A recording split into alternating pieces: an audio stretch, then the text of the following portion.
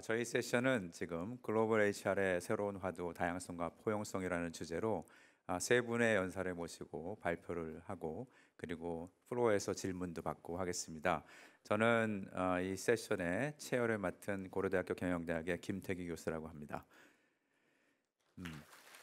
뭐 박수를 치시니까 제가 일어나서 인사라도 드려야 될 것 같은 그런 저건데, 네, 고맙습니다. 그리고 오늘 발표를 해주시는 순서는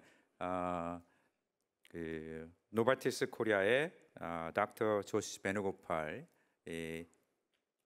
오케이, 땡큐. 다양성과 인클루전, 그러니까 다양성과 포용성이라는 주제 중에서 다양성을 어떻게 창의성으로 승화시킬 수 있을까에 대한 주제로 설명을 해주실 겁니다. 발표를 해주실 겁니다. 그리고 G 크로톤빌 아시아 태평양 총괄을 맡고 계신 격비분 총괄 인사드리겠습니다. 네. G에서 어떻게 이제 다양성이 포용성으로 HR로 승화되는지에 대한 설명을 해주실 겁니다. 마지막으로는 LG전자의 CHO를 맡고 계신 박초령 전무님이십니다.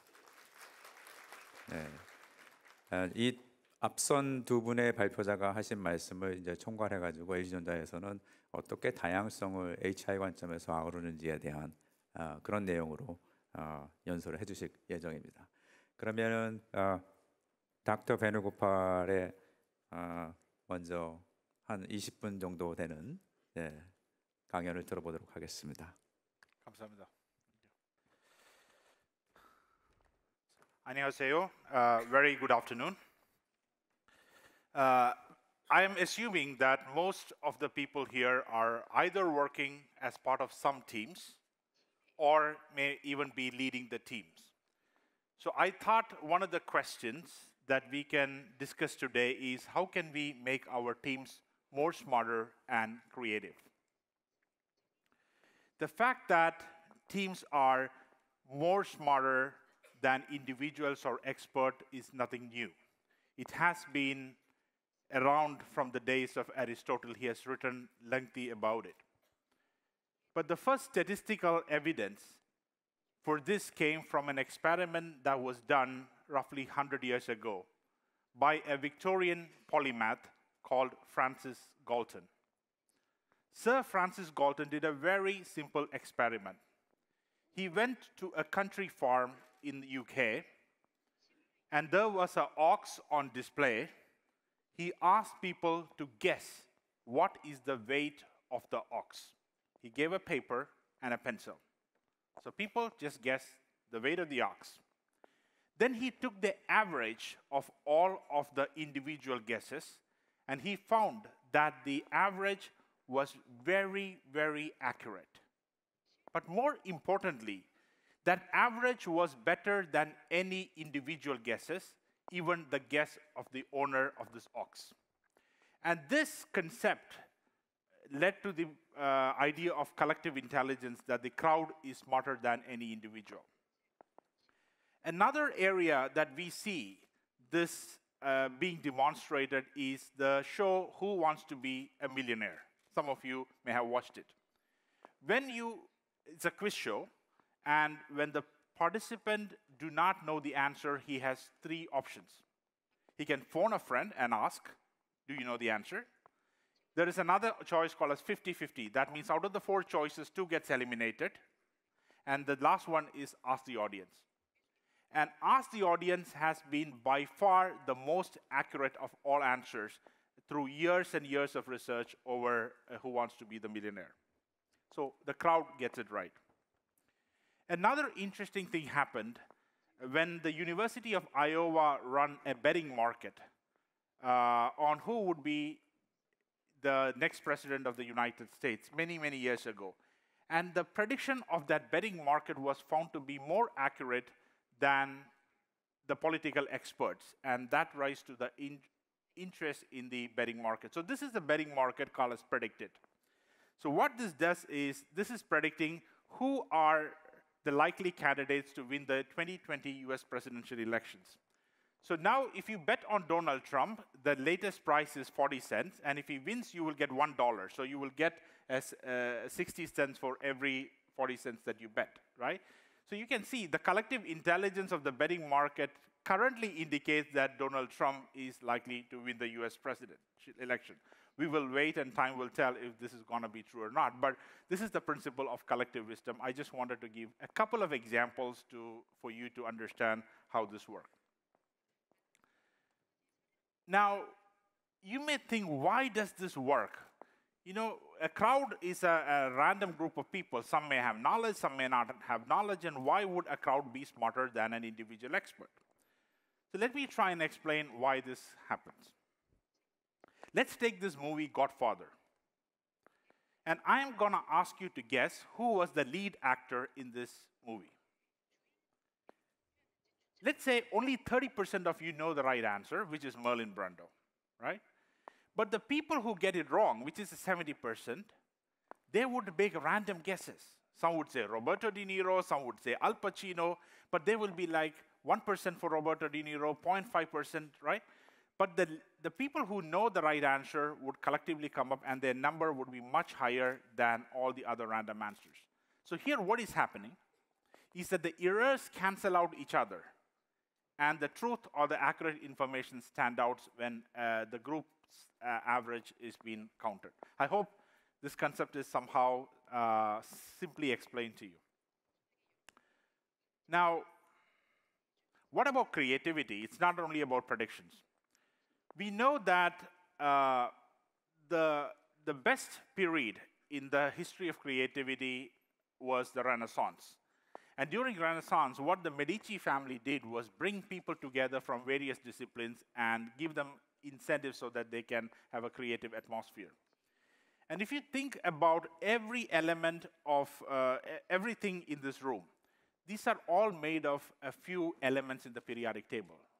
Various permutations and combinations of the things makes everything in this room.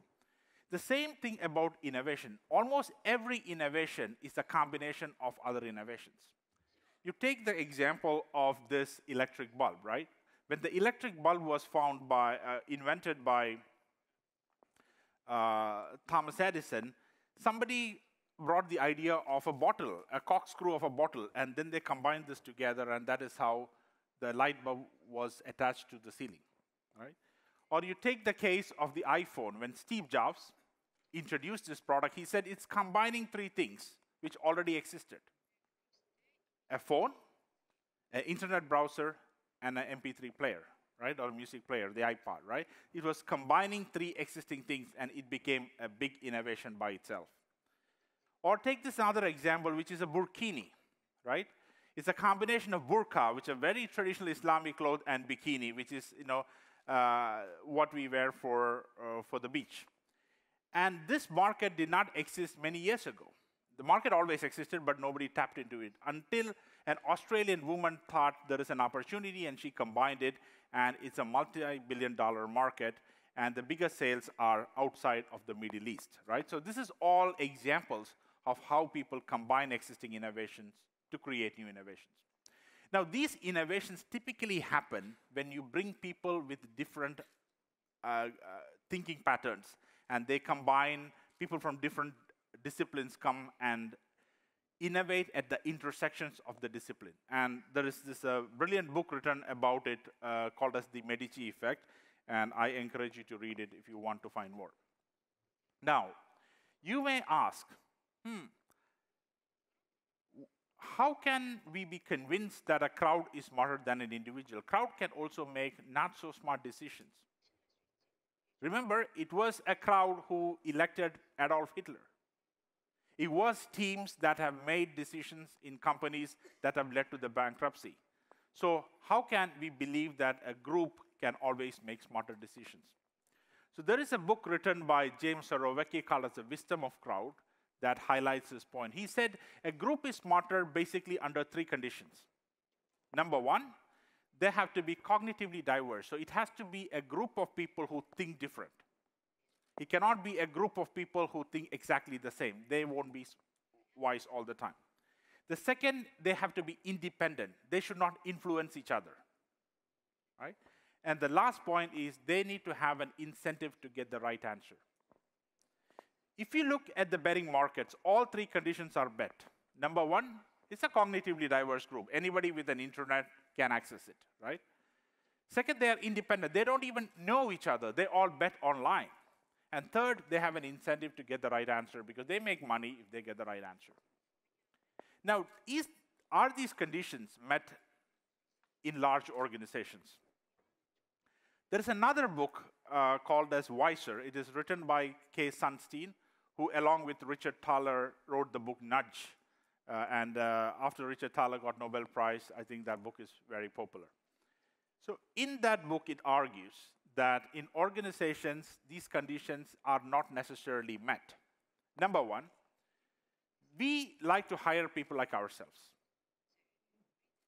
You may agree it or not, but that is often the case. This is called as the affinity bias. We like to hire people like ourselves. And then we spend enormous amount of money and time to train people so that we all think the same. Right? That's what big organizations do. We promote groupthink. Not by intention, but that's what we do. Right? So that is one of the conditions that may not be satisfied. The number two, we are all part of Matrix organization. We are fiercely interdependent. Right? We are not independent, right? We worry about what other people perceive about us in the organization. So we are very interdependent. When we voice our opinion, we think about who will perceive what about our opinion. So there is a lot of interdependence in the organization. And then the incentive to get the answer right is not always there because when your answer is right, it's the organization that benefits. And many a times we feel like you have to be politically smart, correct in large groups, and that is another condition that may not be met. So one of the great examples academics talk about in groupthink is the decision of John F. Kennedy to support the Cuban insurgents who were invading Cuba, called as the Bay of Pigs invasion. When that decision was made, many people in Kennedy's team decided that it was a wrong thing to do. It may fail, and it did fail. But nobody spoke up, because if you speak up, you will be seen as a traitor, not having enough courage, not patriotic enough, right? And a lot of people suppressed their opinion, and as a result, John F. Kennedy authorized this, and it became a big disaster. In fact, John F. Kennedy wanted Fidel Castro to be assassinated, but as you know the story, it was Kennedy who really got assassinated, and Fidel Castro had a very long life. This was his biggest political disaster, and let's see later what he did about it. So what can you do about it? Number one, when you hire people who are different from you, not people who are like you. I know it's hard, but that's very important. Number two, make sure that your teams have an obligation to dissent when they don't agree with any discussions that is happening. And as leaders, you have to protect people who really dissent, because they are the people who will bring truth to the table. And the role of a leader is not to get everybody to agree, but to get the maximum amount of information to the table so that you can make the right decisions. So this is again a picture of the John F. Kennedy cabinet. So after the Bay of Pigs disaster, Kennedy really understood this principle, and he entrusted his brother, Bobby Kennedy, who is seen here, who is the Attorney General, to be the devil's advocate. So any decision that they were taking, it was job of Bobby Kennedy to really oppose and say what could be wrong with those decisions. And that is how they averted the Cuban Missile Crisis, which could have been a nuclear war, but that was averted because of the effective intervention by Robert Kennedy. And there are many movies about it if you want to watch. Okay, so another thing is when you have a meeting, there are two people who influence the dynamic of the meeting. The number one is the leader. If the leader says, I want to go this way, the tendency of the group is also to go this way, right? So the leader should try not to influence and should speak at the last, not at the beginning. The second person who would influence the dynamic of the team is the person who speaks first, right? That's another reason leader should not speak at the first, because it will heavily influence the team. And if you want to know what is the reality, you should care about it. When you are embarking on very important missions, you can form B teams. Sometimes even in our company, we form a team where they act as a competition, right? They think like competition, they work like competition, they come up with a competitive plan so that we can really understand the perspectives of the B team, and they are the teams that forms the dissent. You can use betting markets for making internal decisions. What would be your Q3 forecast? Or some of the important launches that you are trying to do. You can tap into the collective wisdom of your organization. And the last thing, start to measure cognitive diversity. Does your team members think the same or they think different? So this is the Novartis way for facilitating cognitive diversity. And cognitive diversity is accommodating people who are thinking very differently. And Novartis has these two cultural principles: unbossed, curious, and inspired. Unbossed is a way where we do not have vertical top-down management. We empower the teams, give them a lot of autonomy. Curiosity is to be open-minded to all different patterns of thought. And inspired meaning, as leaders, our job is to inspire the people. And these are the three principles that we believe in. And we believe this will facilitate cognitive diversity. When you unboss, it is very often that teams will tell you what they really think. And that will be a good way for teams to make better decisions. Now, when we talk about diversity, the diversity that often comes to our mind is gender diversity, ethnic diversity, and age diversity. These are very easy to measure, right? You go to the HR department and ask them, what is my gender, ethnic, and age diversity? They could give you an answer in an hour, right?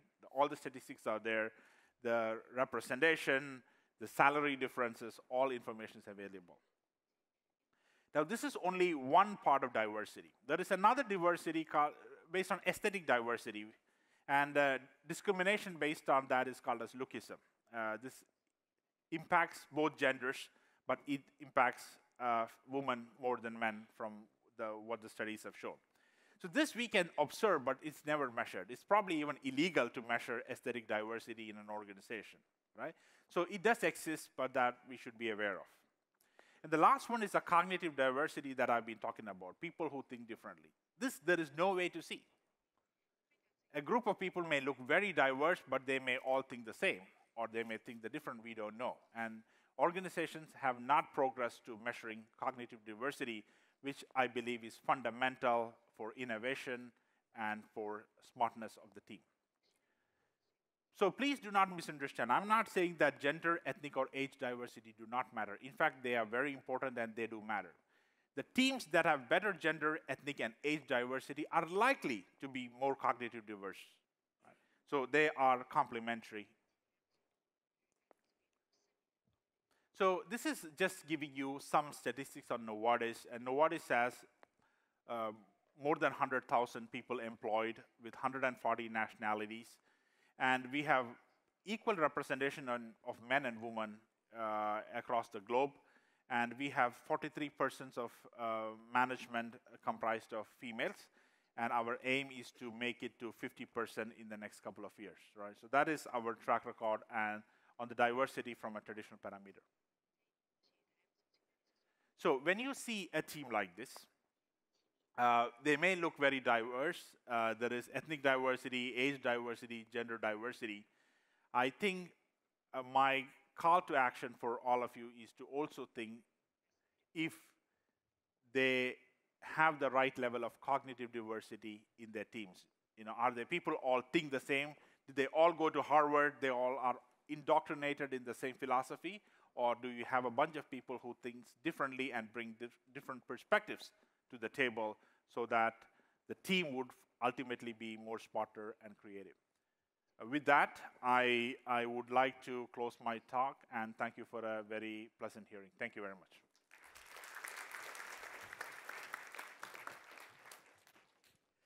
네, 닥터 베누고팔께서 이제 발표를 해주셨는데 발표의 핵심은 아까 이제 소개해드린 것처럼 이제 인지적 다양성이 서로 상대방한테 조직 내에서 팀 안에서 자극을 주고 충동을 일으키고 갈등을 일으켜서 개인보다 훨씬 똑똑하게 만든다 이런 말씀을 주셨는데 여기서 똑똑하다라는 뜻은 뭐 IQ가 높다 이런 것보다도 창의적이게끔 만든다라는 뜻으로 이해를 했습니다. 바로 발표로 넘어가실까요? 네, 그러시죠. 안녕하십니까. 제일 졸릴 시간인데 제가 하게 돼서 영광입니다. 저는 LG전자 CHO입니다.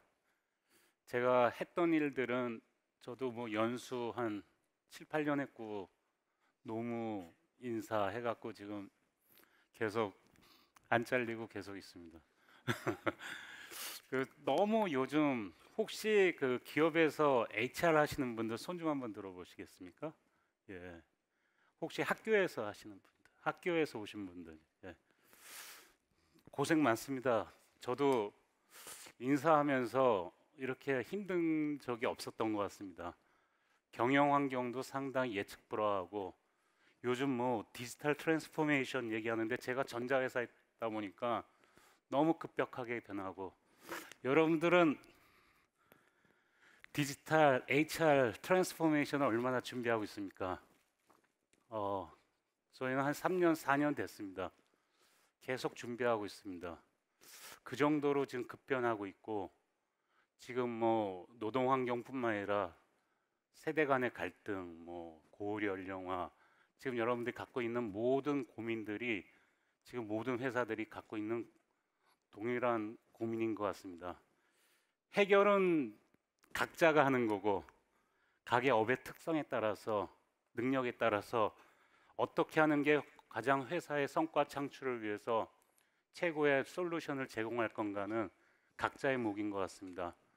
제가 오늘 여러분들한테는 사실 제가 LG전자가 보통 이렇게 공통 뭐 이렇게 많은 분들 앞에서 제도나 이런 것들을 별로 이렇게 오픈을 좀 안 하는데 오늘 다양성, 뭐 포용 이런 단어기 때문에 또 요청이 오고 해갖고 제가 오늘 저한테 주어진 건 15분인데 15분 동안 여러분들한테 모든 걸 한번 좀 오픈을 하도록 하겠습니다. LG전자라는 데가 뭐 아시다시피 가전, 냉장고 세탁고에 에어컨 뭐 만들고 TV, 뭐 모니터 만들고 뭐 요즘 헤매고 있는데 핸드폰 사업하고 있고요. 그리고 저희 회사가 비어클 컴포넌트 하고 있습니다. 자동차에 들어가는 인포테인먼트하고 또 전기차 그 밑에 들어가는 배터리 그쪽에 들어가는 것도 하고 있고 그리고 B2B 솔루션을 하고 있습니다. 상당히 사업이 과거에 냉장고 세탁기 에어컨 만드는 회사가 아니라 점점 사업이 다각화가 되고 있습니다. G 아까 말씀하셨는데 저희도 한 72,600명 그리고 109개 나라에 140개 오퍼레이션이 운영하고 있습니다. 사실 너무 다이버시티합니다. 너무 많은 나라에서 움직이고 제가 CHO이지만 제 밑에 HR 하는 사람이 1,000명이 있습니다. 글로벌하게 1,000명이 있는데 실시간으로 아프리카에 있는 HR 멤버하고 통화해야 되고 또 거기에 사람이 어떻게 이동이 되고 있는지 뭔 일을 하고 있는지 하는데 여러분들 회사에 사람들 인아웃을 실시간으로 공유가 되고 있는지요? 여러분들 CEO가 야 우리 회사의 원당 매출, 인당 매출, 인건 비율이 지금 현재 얼마야? 라고 그러면 여러분들 공급하고 있는지요? 저희는 실시간으로 하고 있습니다. 아마 전 세계 회사 중에 그렇게 하는 사람이 몇 개 없을 겁니다. 왜냐하면 너무 빠르게 변화하니까 이게 경영 데이터를 어떻게 제공해야 되는지 근데 그거를 자체 개발을 했어요. 그냥 하다 보니까는 너무 많은 데이터들을 어른들이 요구를 하게 되고 그 데이터가 얼마나 효용성이 있는지 그러다 보니까는 저희들이 이 디지털 트랜스포메이션 이 시기에 저희가 뭘 해야 될지를 좀 많이 지금 생각하고 있고요. 다양성과 포용성 하기 전에 제일 먼저 해야 될 게 LG 웨이입니다. LG 웨이가 사실 저희 그룹의 철학이고 행동 기조인데요. 2005년도에 LG 웨이가 선포됐습니다. 우리 LG 웨이는 고객을 위한 가치 창조, 인간 존중의 경영을 바탕으로 해서 정도 경영, 특히 도덕성 이것들을 반드시 지키면서 결국에는 우리가 1등 LG가 되자는 게 저희 기조입니다.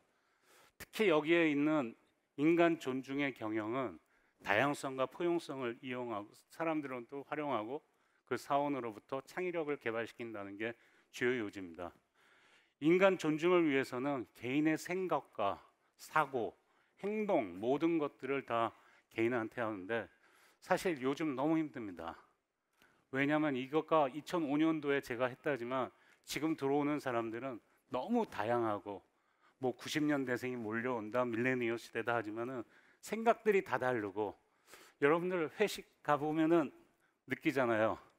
5명밖에 없는 부설에도 밥 먹으러 가자 하면은 결국에는 메뉴가 못 정하잖아요. 뭐 일식 먹으러 가자는 사람이 있고 뭐 고기 먹으러 가자는 사람이 있고 그 정도로 생각이 너무 다르고 그리고 문화도 다르고 하기 때문에 사실 HR 관점에서 보면 참 조직 관리하기가 이렇게 힘든 적은 없었던 것 같습니다.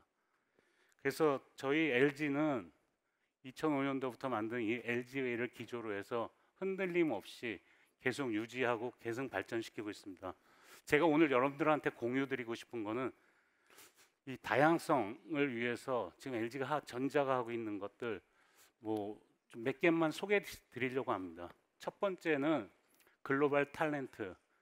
어떻게 우리가 글로벌 인재들을 다양하게 저희들이 활용하고 있는지, 그리고 오늘 좀 주제가 될지 모르지만 퍼포먼스 매니지먼트 쪽 성과 관리를 어떻게 하고 있는지, 그리고 조직 문화를 어떻게 하고 있는지를 여러분들한테 하나하나 좀 설명 좀 드리도록 하겠습니다.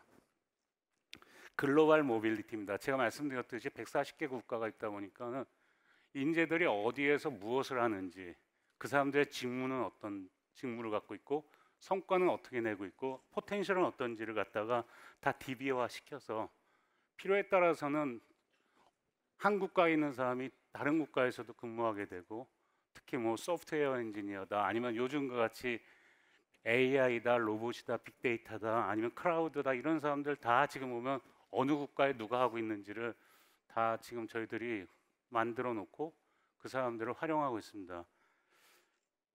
어차피 국가마다 아니면은 사람마다 자기가 갖고 있는 직무의 역량에 따라서 다 다르기 때문에 저희들이 그렇게 하고 있고요.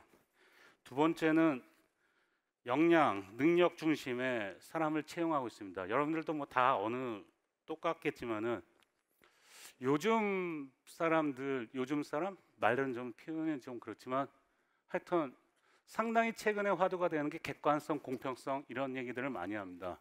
사람들을 뽑을 때 얼마나 회사가 객관적이고 공평한 생각으로 사람을 뽑는지. 그래서 한번 해봤어요. 이번에 AI 도입해갖고 면접을 한번 해봤습니다. 그 자소서 같은 경우는 저희 회사 같은 경우는 한 15,000건 정도 막 이렇게 들어오는데 그 담당자들이 다 보기 어렵거든요. 근데 하나하나 읽어봐야죠.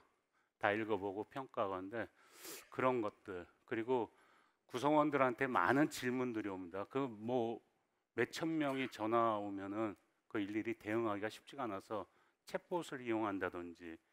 그래서 요즘 뜨는 그 디지털화돼 있는 것들을 많이 좀 활용하고 있고요. 그리고 그 특이인재들, 그 특히 창의력을 가지고 면접을 어떻게 적용할 건지는 과학적인 방법을 이용해서 많이 이용합니다. 그리고 내부 인재도 마찬가지로 빅데이터나 아니면 우리가 갖고 있는 여러 가지 툴을 갖고 많이 하면서 내부 인재들도 많이 유입하고 있고요. 이 세 번째 건데요. 사회적 약자들을 저희들이 많이 하고 있습니다. 동등한 기회를 줍니다. 저희는 회사를 하나 차렸어요. 회사를 차려갖고 거기에는 저희들이 그 장애인분들을 고용을 합니다. 한 370명 정도가 회사에서 일을 하고 있습니다. 회사에서 그 좀 이렇게 난이도 높은 일들은 아니지만 카페에서 일한다든지 클리닝을 한다든지 뭐 여러 가지 하고 있는데 이분들이 다 장애인분들이세요. 그래서 장애인들 한 분들이 저희 회사에서 또 회사를 위해서 일을 하고 있고 이분들을 위해서 고용 창출을 위해서 지금 서울, 그다음에 창원, 구미, 평택 다양한 국가에서 지금 사업장에서 일을 하고 있습니다. 제가 아까 말씀드렸던 두 번째 평가에 대한 얘기인데요. 그 퍼포먼스 매니지먼트인데 이쪽은 이제 좀 몇 가지 좀 말씀드릴게요. 어차피 평가는 객관성하고 공평성인데 저희들이 절대 평가로 바꿨습니다. 이 절대 평가가 답이냐 상대 평가가 답이냐에 따라서는 좀 많은 이론도 있고 뭐 교수님들 여기 몇 분 제가 아시는 분도 오셨는데 바꿨어요. 하여튼 2016년부터 바꿔버렸어요. 너무 말들이 많고 서열화, TO 이런 것들 때문에 잘하는 사람들은 잘하는 사람들께 불만이고 못하는 사람들은 못하는 사람들께 불만이고 그래서 아예 절대평가로 바꿔버렸습니다. 되게 겁이 많이 났습니다. 사실 절대평가를 그렇게 우리 동양적, 한국적 사고에서 그렇게 쉽게 할 수 있는 일은 아닌데 해고 그냥 신문에 내버렸습니다. 근데 잘 정착이 됐습니다. 생각보다 너무 빨리 정착이 잘 됐습니다. 한번 해보세요. 그거 괜찮을 것 같아요. 그 대신 백업이 잘 들어가야 됐어. 백업이 뭐냐면 요즘 보통 한 30대, 40대 분들은 자기 평가 제대로 안 하면 가만히 안 있잖아요. 그럼 평가 이 프로세스를 명확하게 해줘야 됩니다. 그리고 리더가 평가를 못하면은 반드시 HR이나 경고가 나가야 됩니다. 정확한 평가와 객관적인 평가를 해야지 나한테 줄 잘 쓰는 사람 평가자라고 이런 거는 있을 수도 없고 해서도 안 되는 거죠. 그래서 평가의 공정성, 객관성을 위해서 절대 평가를 도입을 해봤고 해보니까 괜찮더라. 그러려면은 이 프로세스를 잘해야 된다. 이렇게 하고 동료 평가를 한번 도입했습니다. 동료 평가. 사실 동료 평가는 저희가 2016년도에 절대 평가라고 그다음에 2017년도에 동료 평가를 한번 넣었습니다. 모든 평가에 다 동료 평가 넣었습니다. 생각보다 동료 평가들이 자기 동료들 평가 잘 안 하잖아요. 근데 그거는 참조 자료. 그러니까 동료들이 나를 워치하고 있구나. 그리고 동료들이 나를 팀워크를 위해서 내가 탑부서에 있는 동료들이 나의 사이로가 아니고 나의 경쟁이 아니라 나의 동료다. 팀워크이다. 해서 17년도는 그렇게 자료가 그렇게 의미 있는 유의한 자료가 안 나오는데 18년, 19년부터 이제 나오기 시작합니다. 아, 내가 그냥 옛날처럼 제 불행은 나의 행복이구나가 아니라 아, 이제 공평하게 해야 되겠구나라는 게 이제 정착되더라고요. 동료 평가가 정착되려면 제가 보기엔 한 5년 걸릴 것 같은데 하여튼 유의미한 데이터가 되고 있고 세 번째가 아주 재밌는 겁니다. 워크톡입니다. 카톡이 아니라 워크톡인데 저걸 왜 만들었냐면 사람들은 늘 언제나 KPI로만 갖고 일을 하는 거죠. 근데 우리 사원들은 요즘 디지털 시대에는 KPI가 자꾸 바뀌기 시작합니다. 오늘 자고 일어나면 또 바뀌고 자고 일어나면 또 바뀌고 그래서 제가 착안한 거는 수시 평가를 해야 되겠다. 그리고 모든 내가 중요하지 않는 일이라도 다 그거를 남겨야 되겠다. 그리고 세 번째는 카톡을 통해서 우리의 정보가 유출되는 거를 우리가 막아야 되겠다. 해갖고 시스템을 만들었습니다. 이 워크톡에는 저희가 모든 사람이 공유하게 돼 있고 내가 뭘 하는지 그리고 수시로 평가하게 돼 있습니다. 좋은 점도 있고 나쁜 점도 있습니다. 좋은 점은 수시로 내 상사가 나를 평가하고 피드백을 해준다는 겁니다. 그리고 요즘 젊은 사람들 불러다가 면담하는 거 싫어하잖아요. 저희는 이제 핸드폰이라는 게 있으니까 사업을 하니까 핸드폰으로 바로바로 주고받고 피드백 받습니다. 마치 카톡 하듯이. 그래서 그거에 대해서 잘한다 못한다 평가는 팀장만 볼 수 있게 하고 그리고 팀장은 그 수십 페이지 되는 거를 가지고 연말에 자기가 평가할 때 반영하고 그러니까 팀원은 내가 팀장이 생각하는 중요하지 않은 요만한 것까지도 팀장이 다 나를 평가하는구나 그리고 나 하나하나에 대해서 피드백하는구나에 대해서는 상당히 좋아하는데 누구나 다 평가를 또 받는 거 싫어하는 사람들 많잖아요. 그래서 그런 거에 대해서는 저희들이 지금 하고 있고 소프트웨어 엔지니어를 제외하고는 나머지는 다 하고 있습니다. 그리고 하나 하는 게 저희가 좀 보이스 결제 메일 같은 거 많이 합니다. 젊은 사람들도 그렇고 요즘 뭐 이거 좀 나이 드신 분들 이거 치는 거 별로 안 좋아하잖아요.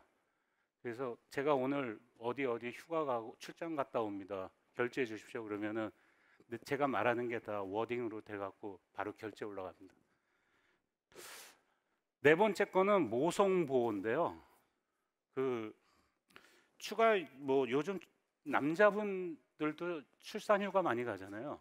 육아휴직 많이 가고. 그 원래 모성보호법 때문에 제가 그거 생각한 건데 여성분들 모성보호 가면은 다 평가를 안 하거나 옛날에 네가 좀 손해 보고 C 받고 뭐 이러는데 저는 다 B 플러스 이상 다 주게 돼 있습니다. B 이상 다 주게 했고 SA도 받고 그거는 뭐 신문에도 많이 방송에도 나왔기 때문에 그거는 계속 유지하고 있고 그 남성분들이 그거에 대해서 불만이 없는 게 남성들도 출산휴가를 가니까 본인이 낳지도 않지만 애를 키워야 되고 하는 요즘 두 분이 같이 맞벌이 하시는 분도 있으니까 그분들한테는 남자 여자 관계없이 다 연봉에 대해서는 보장을 해주고 있습니다. 다음은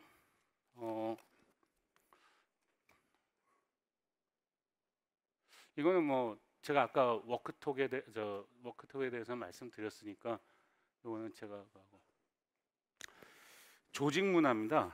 이 조직 문화인데 이런 복잡한 시대에 제일 중요한 게 일하는 방식 조직 문화인데 저희가 그 무지개톡이라고 있습니다. 저희 CEO가 쉽게 해서 구성원들하고 정기적으로 미팅하는 겁니다. 뭐 타운홀 미팅 뭐 여러 가지 많이 하잖아요.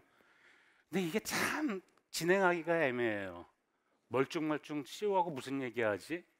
그게 아니라 주제를 갖고 얘기하는 겁니다. 뭐 우리 회사에 대해서 비판할 거 비판하고 CEO하고 거의 뭐 직무별 뭐 R&D다 상품 계획이다 20대다 30대다 뭐 심지어는 50대다 할 거 없이 다양한 계층을 다양하게 포커스 만나서 한 25명에서 30명 정도 수준에서 만나서 한 사람씩 다 얘기하게끔 하는 저희가 무지개 토크라는 거를 하고 있고요. 요거 한번 해보세요. 리버스 멘토링 저거 한번 해볼 만합니다. 저게 뭐냐면 제가 구찌 거 벤치마킹 했습니다. 구찌 거 벤치마킹인데 그 젊은 세대들이 갖고 있는 새로운 아이디어나 이런 것들을 멘토를 받는 겁니다. 저도 리버스 멘토링을 20대한테 받고 있습니다. 어떨 때는 게임도 배우고요. 어떨 때는 요즘 신조어도 배우고 한번 여러분들 조직에서 한번 실험 삼아 해보십시오. 상당히 도움 많이 될 겁니다. 요즘 젊은 사람들이 어떤 생각하는지 서로 다른 거를 이해하게 되고 어느 날 이렇게 보니까 저도 제 아이가 하고 같은 회사, 같은 직장인이 되는 거죠. 아빠하고 자식하고 이제 다니는 시대가 된 거예요. 여러분들 아버지 어머님 말씀 잘 들었습니까? 네. 너무 달라요. 생각이 다르고 그런데 저는 저걸 하면서 아 그래서 제가 저렇구나 하는 걸 이해하기 시작합니다. 그리고 기발난 아이디어들이 상당히 많습니다. 그래서 저희가 저 챌린저러나 LG 아이디어 팟이라는 거를 지금 꽤 오래 진짜 거의 한 10년 다 돼가는데 저 아이디어를 많이 합니다. 저기서 사업화된 거 많이 있습니다. 구성원 한 사람 한 사람의 아이디어를 무조건 발산하는 거죠. 아까 우리 뒤에서 말씀하셨지만 크리에이티브가 그냥 크리에이티브가 아니라 저게 어쨌든 간에 성과하고 연결이 돼야죠. 그러려면 그 사람들이 갖고 있는 그런 창의력이나 호기심 이런 것들을 펼칠 수 있는 장을 만들어주는 게 저는 회사의 역할이라고 생각합니다. 살롱 그 석초인데 저거는 얼마 전에 만든 건데 이건 아까 저희 CEO입니다. 저기 계신 분. 그냥 앉아서 이렇게 서로 얘기 나누고 이 친구들은 뭐냐면 저희 CTO 쪽에 있는데 뭐 이것도 하고 뭐 저기서 자기가 10분 톡도 하고 뭐 점심시간 이용해서 하는 겁니다. 저거 꽉 찹니다. 저것도 예약이 꽉 차갖고요. 상당히 좀 많이 그거 좀 하고. 요거는 저희가 마곡 사이언스 파 마곡에서 이제 애들 뭐 똑같은 형식입니다. 자기의 자랑을 마음껏 발휘하고 있는 겁니다. 마지막입니다. 어차피 다양성과 포용은 저는 그 HR의 목이라고 생각합니다. HR은 그러려면 그런 인프라 스트럭처를 만들어줘야 되는데 조직은 상당히 플랫하게 만들고 조직을 커넥트하게 만들어줘야 됩니다. 앞으로 가면 갈수록 더 사이로는 심해질 거고 개인 이기주의적, 조직 이기주의는 더 심해지는데 어떻게 하면 조직을 플랫하게 하는지, 레이어를 없애고 플랫하게 할지, 그리고 다른 부서하고 어떻게 다 커넥티비티 할지, 이게 우리 HR의 중요한 과제가 될 것 같고, 아까 뭐 여기 보니까는 진정 리더십 뭐 그러는데 저는 그렇게 생각합니다. 리더는 어쨌든 간에 싫던 좋던 구성원들을 끌고 가야 된다고 저는 생각합니다. 그러기 위해서는 말수줄이고 꼰대 10계명 중에 하나가 말 많은 거라고 하더라고요. 예, 듣는 것보다 말 많이 한다 이런 건데, 하여튼 듣고 아니면 말고 들은 다음에 괜찮은 아이디어는 잘해주고 그거를 채택해주고 하면서 클리어한 방향을 정해주고 하는 게 중요하다고 생각합니다. 하여튼 이 포용과 수용 뭐 이쪽의 가장 다이버시티하고 인클루전의 가장 핵심은 저는 뭐든지 뭐 소통이라고 생각합니다.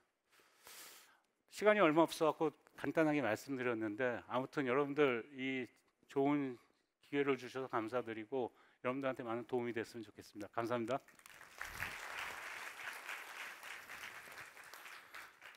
네, 지금까지 이제 발표 세 분을 다 마쳤는데 우선 발표하신 분들 세 분 다시 한번 박수 한번 드려볼까요?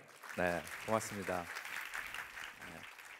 이제 여러분들의 시간입니다. 여러분들 이제 질문 주신 거에 대해서 서로 토론하는 시간을 가지려고 하는데 그 전에 제가 좀 약간만 정리를 좀 해주자면 이게 교수로서 병인데 그 정리를 하고 같이 공감을 하는 그런 시간을 좀 갖고 싶어요. 지금 디버시티에 대해서 굉장히 말씀을 많이 해주셨는데 이 디버시티가 왜 필요한가는 우리가 서로를 배려하자는 차원에서 필요하다고 생각하지는 않습니다. 저는 굉장히 경영학자로서 경영학과 교수로서 하나의 라인을 굉장히 좋아하는 라인인데 그게 바로 밀턴 프리드만의 비즈니스 오브 비즈니스 이즈 비즈니스입니다. 여기서 모르는 단어는 없죠. 비즈니스 오브 비즈니스 이즈 비즈니스. 과연 무슨 뜻일까요? 비즈니스의 핵심은, 그러니까 기업의 핵심은 돈 버는 것이다라는 데서부터 출발을 하는데 이윤이 나지 않는 기업은 그것은 성공할 수 있는 기업이라고 생각하지 않습니다.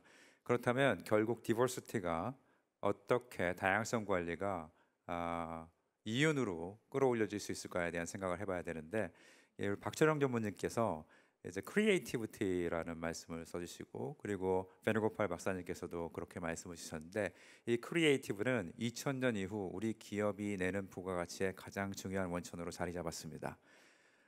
경영학의 역사가 크게 길지가 않은데 한 100년 조금 넘었다고 생각을 해볼 때 1998년도에 슈미트하고 헌터라는 두 연구자가 인적 자원이 어떤 특성을 가지고 있을 때 성과를 내는 거에 대한 연구를 메타 어널리시스로 85년간의 총 연구를 망라해가지고 다시금 통계를 돌려본 연구가 있는데 거기서 제일 넘버원 팩터로 나온 것은 지능이었어요. 제너럴 멘털 어빌리티, 그러니까 IQ라고 생각할 수 있죠. 그리고 두 번째로 나온 게 성실성이었습니다. 그러니까 지능이 여러분의 성과의 약 25%를 설명해 주는 걸로 나오고 85년간의 경영 연구를 쭉 정리를 해보니까 그리고 성실성이 약 9% 정도를 설명하는 걸로 나옵니다. 그러면 이제 3등부터는 별로 의미가 없는 걸로 나오는데 그러니까 갑자기 25%에서 9%로 뚝 떨어지잖아요. 그런데 사실 생각해 보면 지능과 성실성으로 봤을 때 거의 탑 수준에 있는 나라는 대한민국입니다. 우리가 IQ 평균이 세계 2위거든요. 106, 107 정도로. 그리고 성실성으로는 뭐 두말하면 잔소리죠. 우리가 2000시간이 넘는 시간으로 세계 3위를 하고 있습니다. 그렇다면 이 정도 수준의 탑 클래스의 성실성과 지능을 가지고 있는 나라라면 이 나라의 대부분의 기업들은 인적 자원의 특성상 전혀 문제가 없어야 되는데 2000년 이후 큰 걸림돌을 맞게 됐어요. 바로 한국인은 창의적인가에 대한 질문에 예스라고 답하실 수 있는 분 손 들어보세요. 제가 너무 과격한 질문을 드렸나요? 그럼 노라고 답할 수 있는 분 한번 손 들어보세요. 이 바로 이게 내가 지금 어떤 상황에서든지 손을 들면 좀 튀는 상황이 되잖아요. 그래서 이제 플로어에서 손을 못 보는데 이게 바로 한국인의 창의성을 가로막는 겁니다. 왜? 나만의 가지고 있는 생각을 표출하지 못하는 거. 나만의 가지고 있는 생각을 표출하지 못할 때 이것이 조직 내에서 리더로서 매니저로서의 입장에서 볼 때는 우리 사람들은 다 똑같아라는 생각이 되고 분명히 우리는 다양성을 가지고 있음에도 불구하고 그 다양성이 인지조차 못 되는 거라고 생각을 합니다. 그래서 오늘 세 분의 발표를 보면 이 다양성이 인지가 되고 포용이 되고 그리고 더 나아가서 개발이 돼서 창의성으로 나아가서 조직의 성과까지 연결이 되는 것으로 이해를 이 세션을 한번 해주셨으면 좋겠다라는 말씀을 드려봅니다. 공감하시나요? 왜 이렇게 목소리가 작으세요? 자, 그럼 우리 질문을 한번 여러 개 질문을 살펴보면서 같이 논의하는 시간을 갖도록 하겠습니다. 이제 제가 공감 순으로 한번 정리를 해봤더니 저한테 질문 주신 게 제 공감수에 많이 나오는데 그거 나중에 시간이 되면은 같이 얘기를 해보고 일단 닥터 베누고팔께 드리는 질문을 한번 좀 보도록 하겠습니다. 자, 질문 보이시죠? 처음에는 다양성을 가지고 있던 집단이어도 집단 생활이 계속되면 점점 통일성을 띠게 될 텐데요. 지속해서 다양성을 유지할 수 있는 방법이 있을까요?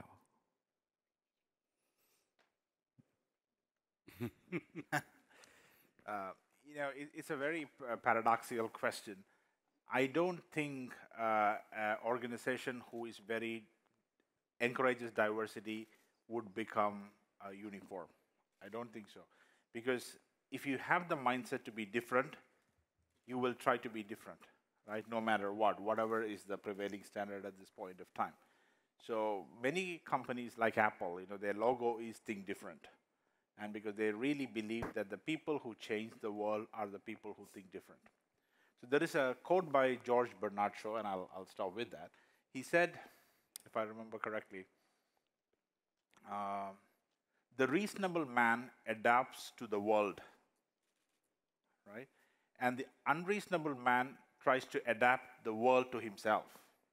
Therefore, all progress in this world depends on the unreasonable man, right? Because the reasonable man will just follow the world and will try to sink in, right? So when you ask the question, nobody wants to stand out, and that's the pressure that we all feel when we work in a large teams. But you all have valuable thoughts and opinions and ideas, so you have to bring it to the table and don't feel ashamed to stand out. You're not born to fit in, right? So that's what I will say. 자, 이 질문을 주신 분은 익명으로 처리가 되기는 했는데 플로어에서 우리 닥터 베누고팔 답변하신 거에 대해서 충분히 공감을 하셨을 거라고 믿습니다. 제가 조금 첨언을 하자면 IBM이라는 조직에서 오신 분 혹시 계시나요?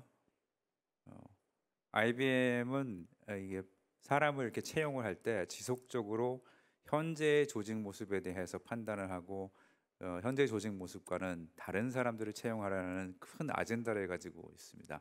뭐 그것이 언제나 맞아떨어지진 않지만 이런 것들은 지속적으로 이제 조직 문화하고 사람의 개인이 사회화를 이루어가면서 조직이 조금 정체성, 컴플레이선스를 띠기 위한 것을 막기 위해서 서로 지속적으로 다양성으로 사람들한테 구성원들끼리 자극을 주고 충돌을 일으키고 갈등을 일으키는 것을 유발하기 위해서 하는 큰 아젠다로 알고 있습니다.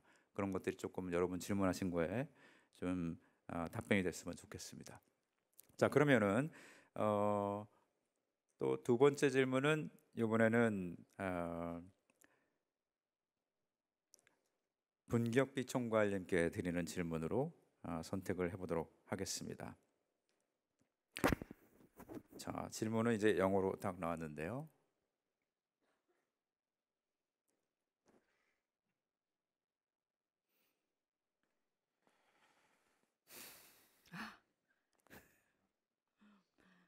Okay.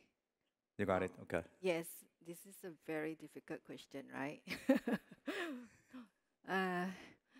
Well, when we conduct classes or provide opportunity for development, the two professor says, right?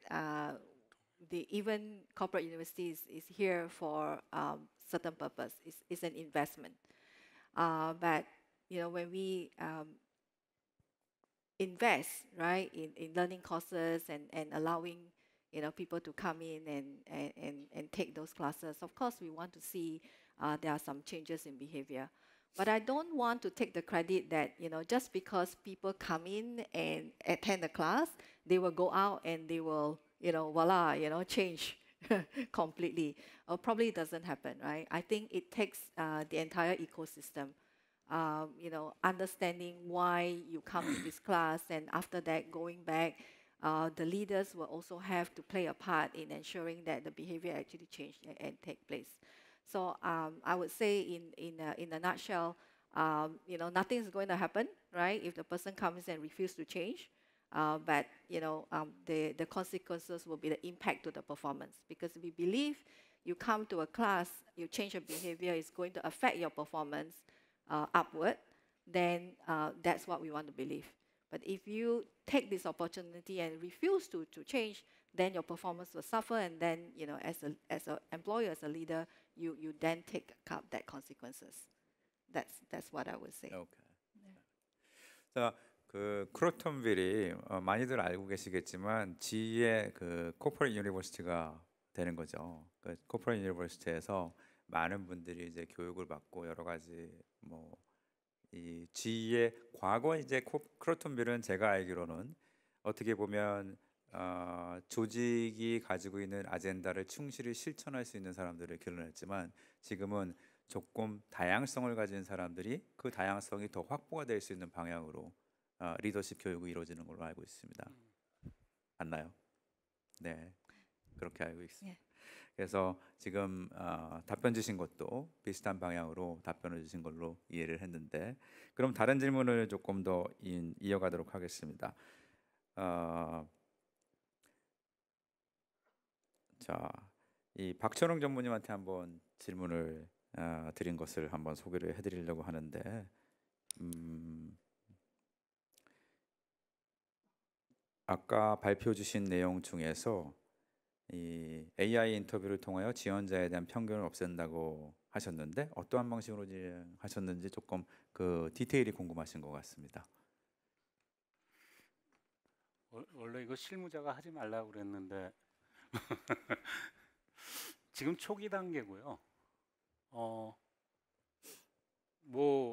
그 빅데이터로 들어가는데 지금 디지털 트랜스포메이션을 이용한 HR 쪽에서 지금 그 AI 인터뷰 트라이하고 이런 거는 다 지금은 그 데이터의 유효성은 별로 안 좋습니다. 왜냐하면 이게 어느 정도 빅데이터가 되고 진짜 필요한 우리가 LG전자에 맞는 사람 이거 하려면 5년의 정도 이상이 되는 데이터가 좀 쌓여야 됩니다. 그리고 들어온 사람이 또 얼마나 또 성과를 내고 얼마나 또 적응을 잘하고 하는 거를 하려면 좀 하기 때문에 이게 초기 단계이기 때문에 저희가 지금 파이로트 수준에서 하는 거기 때문에 좀 그거고요. 자소서 같은 경우나 이런 것들은 좀 페이크 쓰거나 남의 거 뺏기거나 아니면은 거짓말을 하거나 뭐 이런 것들은 요즘 다 빅데이터로 잡힙니다. 그 정도는 그거 하는데 어쨌든 간에 그런 것들을 하는 초기 단계입니다. 초기 단계이기 때문에 좀 더 그게 어느 실용성이나 아니면은 이게 효과성 보려면 다음 기회에 제가 다시 한번 좀 공유드리도록 하겠습니다. 네.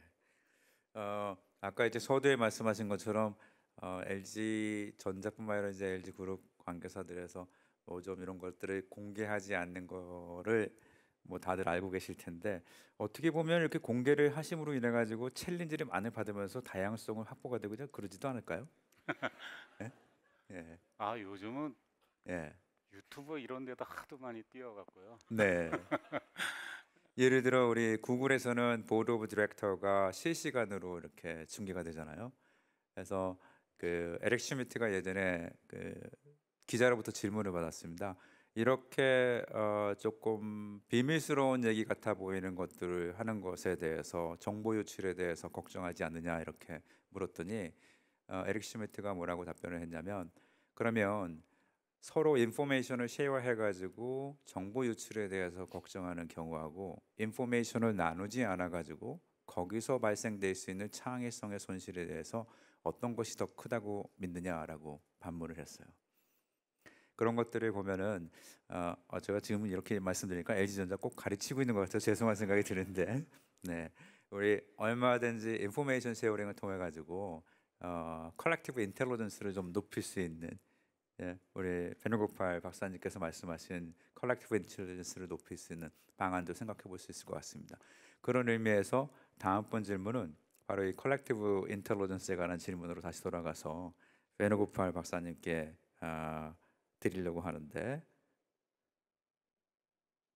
이렇게 한번 영어로 질문이 나왔습니다. Yeah, so this question is, yes, the collective intelligence is important, but what can individuals' skills and abilities contribute to bringing the collective intelligence, right? Or in another word, I think the question is, how can you build a collectively intelligent team, right? What kind of people should you recruit? It's a very difficult question, and there is a lot of controversies around it. The initial thinking were to use the MBTI profiles. You know, the MBTI profiles, and let's bring introverted, extroverted people together. But then there's a lot of research saying that that does not really lead to better outcomes in terms of team. So there is another thing which is a bit more advanced. It's called as Factor C.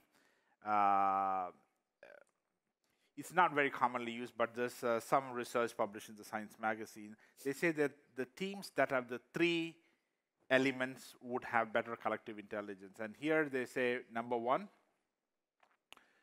the ability to read other people's emotion.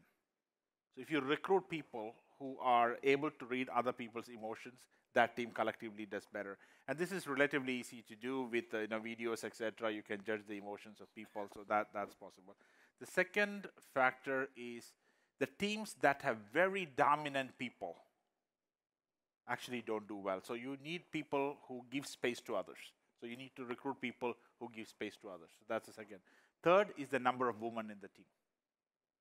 So they say when you put these 3 things together, the first 2 you can do, the gender you cannot change, you are what you are, but that's one way to build a collectively intelligent team, right? So basically 3, just to reiterate, number 1 is ability to read emotions of people, number 2, giving space to other people to operate, and number 3 is women. And women typically are better in reading emotions, so that's complementary, to be honest.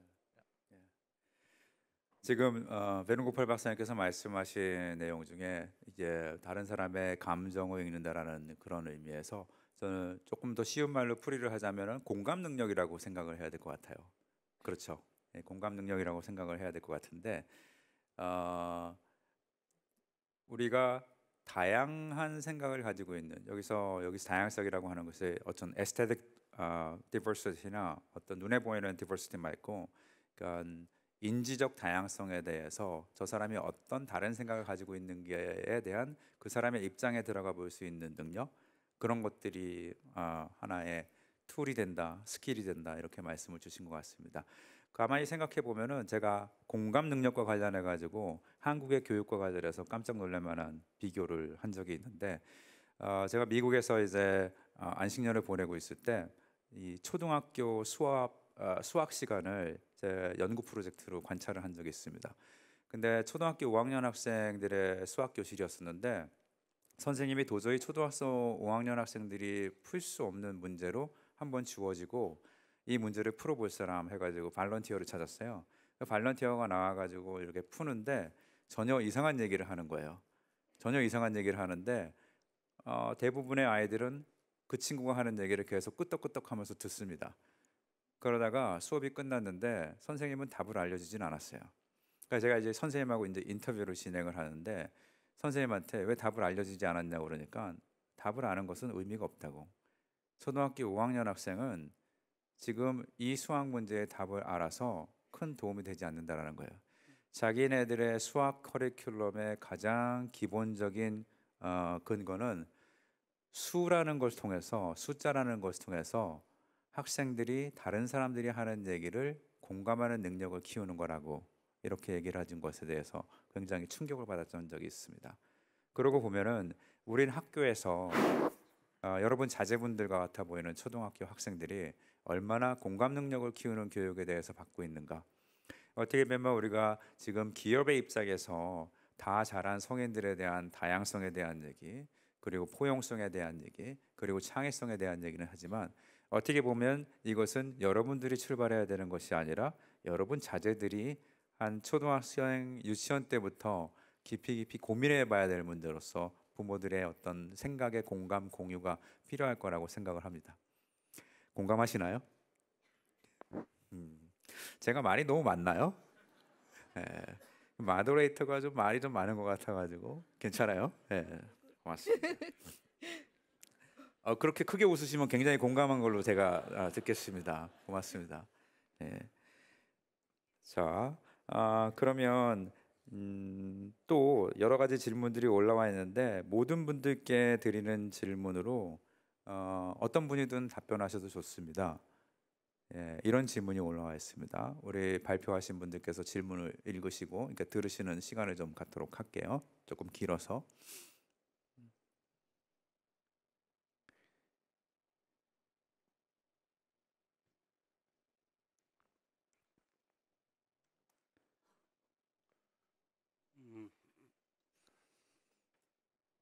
제가 해야 될 것 같네요. 네, 박지령 전문님께서 그러면은 답변을 해주시면 감사하겠습니다. 이게 참 고민입니다. 되게 큰 고민이고 반드시 해야 될 일이고, 근데 부서장들이나 이런 분들은 별로 안 좋아하고, 그렇지만은 어차피 우리가 같이 가야 될 길이고, 이렇게 한번 해봤어요. 사람들이, 우리가 이제 생산 라인이 하나 있는데 말을 안 하고도 할 수 있는 라인이 있거든요. 그러니까는 우리로 얘기하면은 잘 안 들리고 말을 못 하더라도 수화를 갖고라도 얼마든지 일할 수 있는 라인, 그런 거를 회사에서 고민을 해봤나. 그래갖고 한번 저희 창원 공장에도 한번 넣어본 적 있고, 한 40명 정도, 그런데 지금은 몇 명 있는지 모르지만 하여튼 그런데도 한번 트라이를 했었고요. 이게 또 지금 같이 이런 거한데 그렇게 뭐 쉽지는 않을 겁니다. 여러분들 알다시피 우리나라 인프라라는 게, 장애인이 들어오시면은 장애인을 위해서 길도 딱 해주고 또 불편하지 않게 화장실도 해줘야 되고 다 그런 건데, 이제는 인식이 바뀌어야 된다고 생각합니다. 바뀌어야 되고, 그 정도는 반드시 우리가 해결해야 될 일들이고, 그러기 위해서는 회사에서 많은 지혜를 모으고 연구를 해야 될 것 같습니다. 연구를.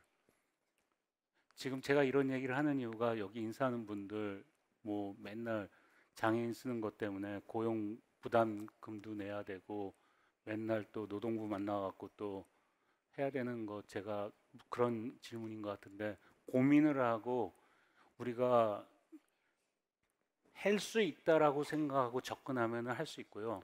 할 수 없다고 생각하면 돈으로 때우는 수밖에 없습니다. 제가 보긴 그렇습니다. 그래서 자꾸 좋은 쪽으로 많이 좀 생각해 보시고 아이디어를 많이 내볼 필요가 있다고 생각합니다. 네, 감사합니다. 그래도 박철원 전문님께서 설명해 주신 내용이 어떤 근거 없는 할 수 있다라는 믿음은 아닐 거라고 믿습니다. 조금 힘을 보태드리기 위해서 제가 또 한 말씀 또 드려도 될까요?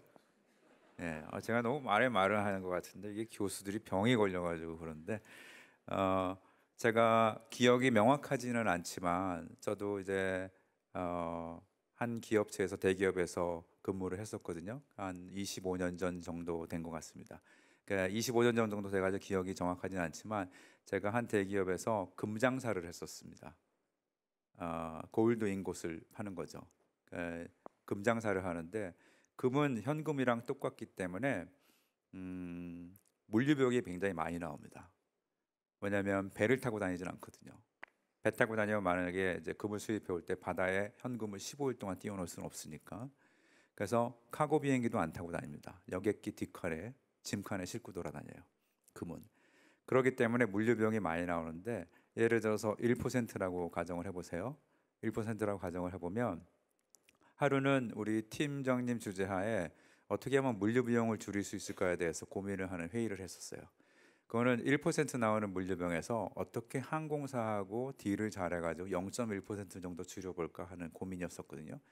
근데 저는 그 고민을 하는데 신입사원으로 그 회의에 들어갔다가 그냥 무심코 던진 말을 했어요. 그냥 북한에서는 금이 나오거든요. 그래서 제가 북한에서 금을 수입해서 육로로 들여오면 되지 않을까요? 이렇게 그냥 제 생각을 던졌습니다. 던졌는데 팀장님의 반응은 너 나가 그랬어요. 그래가지고 회의하다가 쫓겨났습니다. 왜냐하면 한 25년 전에 상상을 해보면 북한에서 육로로 금을 수입한다는 것은 그건 간첩 아니고는 못하거든요. 근데 그냥 신입사원이니까 그렇게 한 거예요. 말을 던진 거예요. 그런데 소문이 났습니다. 신입사원 하나가 엉뚱한 놈 하나가 들어와가지고 황당한 얘기를 했다고. 근데 이것을 픽업한 법무팀 직원이 있어요. 법무팀 직원이 그렇게 하면 안 되나 해가지고 어떤 아이디어를 냈냐면 법무팀의 직원이 뭘 알고 있냐면 우리나라 헌법에 아마 이런 내용이 쓰여 있을 거예요. 한반도의 유일한 국가는 대한민국이다라는 사실. 그런 법 보셨어요? 아직까지 있는지 모르겠는데 있을 거예요. 그래서 북한에서 나온 금을 필리핀으로 돌렸습니다. 필리핀으로 돌렸다가 필리핀에서 다시 김포공항으로 수입을 한 거예요. 그럼 물류비용이 더 나왔겠죠. 한 1% 드는 물류비용이 1.2%로 늘어났습니다. 그런데 법무팀 직원의 아이디어는 뭐였냐면 이거는 국내산이에요. 북한은 그 당시에 국가가 아니니까 한반도의 유일한 국가는 대한민국이니까 그래서 이 국내산 금을 들고 관세청에 찾아가서 우리가 냈던 3% 관세 환급해 주세요. 이런 거예요. 관세청에서 어떻게 할까요? 법적으로 따져서 맞는 것 같은데 그래서 3%를 환급을 해줍니다. 자, 꼭 제 잘난 척하는 것처럼 들릴 수도 있을 것 같은데 제가 드리고 싶은 말씀은 제가 창의적이었던가요? 제가 창의적이었던 건 아니죠. 그냥 다른 생각을 하고 있었던 사람이에요. 자, 오늘 세 분이 발표를 하시면서 무언가 다른 것이 diversity가 크리에이티비티를 만들고 그 크리에이티비티가 성과로 이어진다라는 말이 오늘 세션의 주제가 되는데 제가 지금 말씀드린 사례가 아주 사실에 근거한 사례는 아니에요.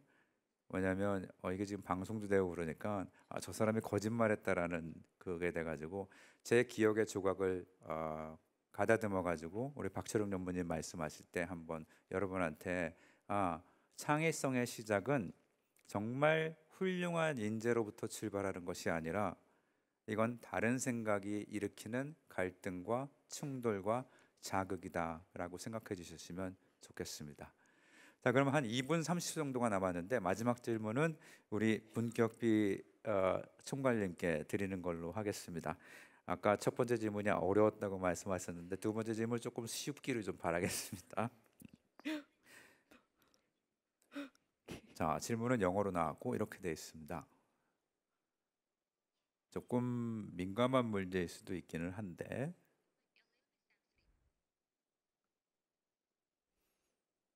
Yeah, so I'm not sure around the Korean context, right?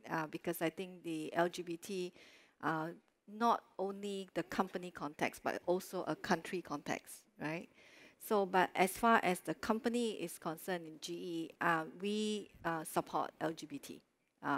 So, in fact, we do have an affinity group that is a volunteer group, right, to create awareness of LGBT.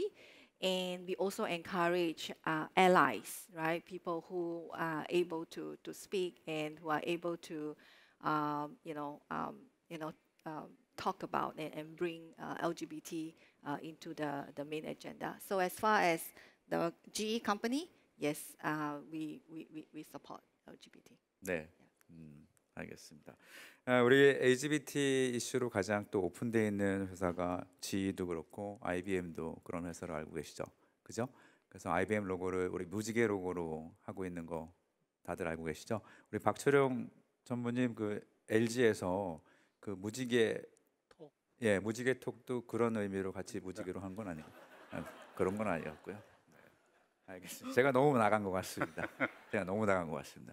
자, 그러면 이제 시간이 다 됐는데 여러분들 다른 많은 세션들 중에서도 저희 디버시티하고 인클루전에 대한 세션을 참석해 주시고 저희 발표자 분들하고 말씀 나누고 또 질문을 통해서 이렇게 시간을 갖게 돼서 감사드립니다. 자, 돌아가시는 길 조심해서 돌아가시고 남은 세션도 즐기시기 바랍니다. 고맙습니다.